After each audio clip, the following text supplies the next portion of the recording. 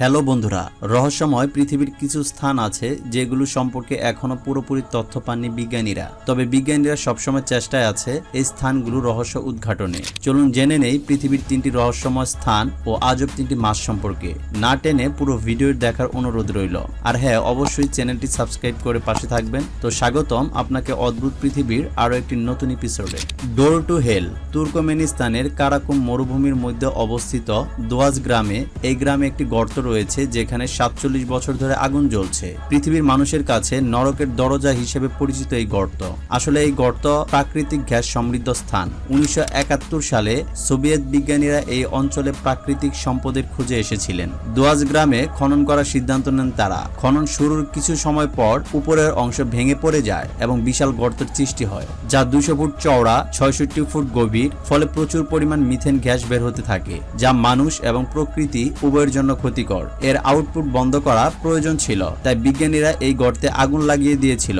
বিজ্ঞানীরা ভেবেছিল সপ্তাহখানেক এই আগুন জ্বলবে, কিন্তু তাদের ধারণা ভুল প্রমাণিত করে 47 বছর যাবৎ আগুন জ্বলছে। প্রতি বছর বিশ্বের নানা প্রান্ত থেকে হাজার হাজার পর্যটক এই গর্ত দেখতে আসেন। মিরমাইন সাইবেরিয়াতে অবস্থিত। মিরমাইন একসময় বিশ্বের সব থেকে বড় হীরার খনি ছিল। এখান থেকে 1 কোটি ক্যারেট হিরে প্রতি বছর উত্তোলন করা হতো। হিরে শেষ হয়ে যাওয়ার সঙ্গে সঙ্গে অদ্ভুত এক গর্তে পরিণত হয় স্থানটি। এটার গভীরতা 1722 ফুট, চওড়া প্রায় 3900 ফুট। সুরক্ষার কারণে বর্তমানে মির মাইলের উপর নো ফ্লাইং জোন ঘোষণা করা হয়েছে।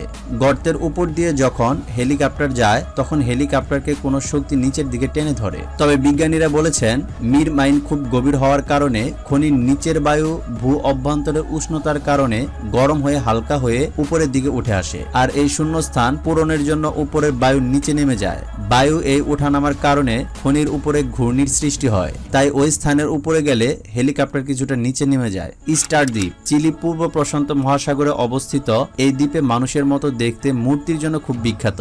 এই মূর্তিগুলো 12 ফুট থেকে 33 ফুট পর্যন্ত লম্বা। মূর্তিগুলোর শরীর বেশিরভাগ অংশ মাটির নিচে, শুধুমাত্র মাথা ও বুকের কিছু অংশ মাটির উপরে। চিলির মূল ভূখণ্ডে থেকে 3500 কিলোমিটার দূরে প্রশান্ত মহাসাগরে অবস্থিত এই দ্বীপে প্রায় 1000 মূর্তি রয়েছে। মূর্তিগুলো পাথর কেটে তৈরি করা হয়েছিল।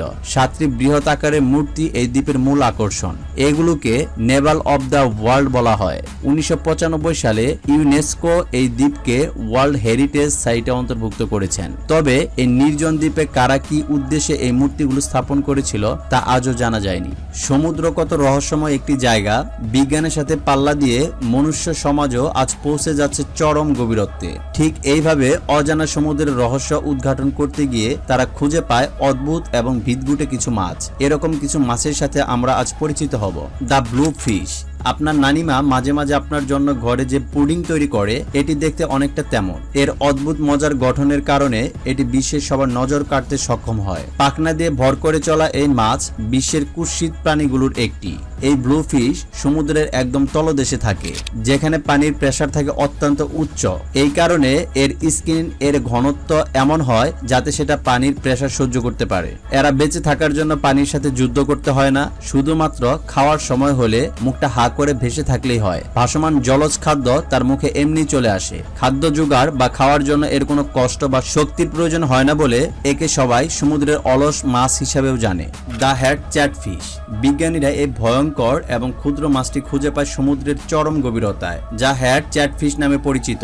দেখতে বিষণ্ণ এই মাছটির নামকরণ করা হয়েছে তাদের ক্ষুদ্র পাতলা গঠনের জন্য। এদের বুকের গঠন দেখতে অনেকটা কুঠারের মতো এবং ঠান্ডা ও জলজলে রূপালী রঙের কিছুটা প্রভাব আছে। আকৃতিতে 5 ইঞ্চির মতো লম্বা হওয়ায় কুঠারের সাথে এর গঠন সম্পূর্ণ মিলে যায়। দেখতে আতঙ্কজনক হলেও এরা খুব কমই মারাত্মক হয়। The fangtooth. কি দেখতে ভয়ঙ্কর মনে হচ্ছে? এই মাছটি আপনি সমুদ্রের তলদেশে রাগান্বিত ষাঁড়ের সাথে তুলনা করতে পারেন। দেখলে মনে হবে যে আপনার দিকে এখনই তেড়ে আসছে। আসলে এটির চেহারা যতই ভয়ঙ্কর হোক না কেন, এর বড় দুর্বলতা হচ্ছে এর দুর্বল দৃষ্টিশক্তি। এরা যখন শিকারে যায় তখন দুর্বল দৃষ্টিশক্তির কারণে হঠাৎ করে শিকারীকে আক্রমণ করে বসে। এজন্য তাদেরকে খোঁচা দাঁতের মাছও বলা হয়। সমুদ্রের মাছের মধ্যে সবচেয়ে বড় দাঁতের রেকর্ড তাদের দখলে। এটি সমুদ্রের প্রায় 16,400 ফুট নিচে বসবাস করে। আমাদের পরবর্তী ভিডিও দেখার আমন্ত্রণ রইল। ভিডিওটি কেমন লাগলো তা অবশ্যই কমেন্ট বক্সের মাধ্যমে আমাদের সাথে আপনাদের মূল্যবান মন্তব্য শেয়ার করবেন এবং ভিডিওটি আপনার সোশ্যাল মিডিয়ায় শেয়ার করবেন, যাতে করে আপনার ফ্যান লিস্টের বাকিরাও এই সম্পর্কে জানতে পারে। ততক্ষণ পর্যন্ত ভালো থাকুন, সুস্থ থাকুন, আর হ্যাঁ, অবশ্যই চ্যানেলটি সাবস্ক্রাইব করে আমাদের সাথেই থাকুন। ধন্যবাদ।